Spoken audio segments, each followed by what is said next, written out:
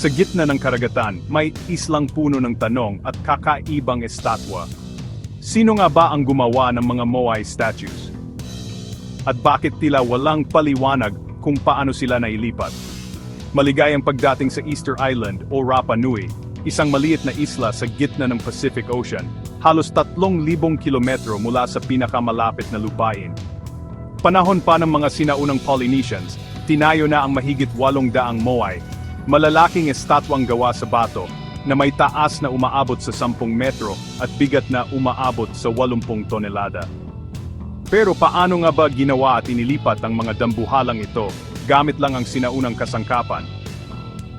May mga nagsasabing ginamit nila ang mga puno bilang roller o lubid para hilahin ang mga estatwa.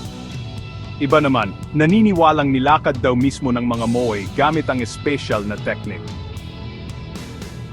Pero, mas lumalalim pa ang misteryo. Saan napunta ang maraming tao ng Rapa Nui na dating nanirahan sa isla? May mga kwento ng digmaan, tagutom at pagsapit ng mga Europeo. Pero may ilan ding naniniwalang konektado ang Moai sa mas malawak na sibilisasyon, o baka, mga nilalang mula sa ibang mundo.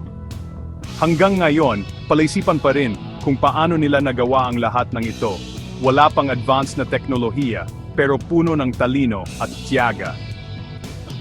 Ngunit may bagong tuklas sa ilalim ng lupa ng isla na maaring magbunyag ng isang mas matinding lihim. Abangan sa susunod na video ang nakabaong lihim ng Easter Island.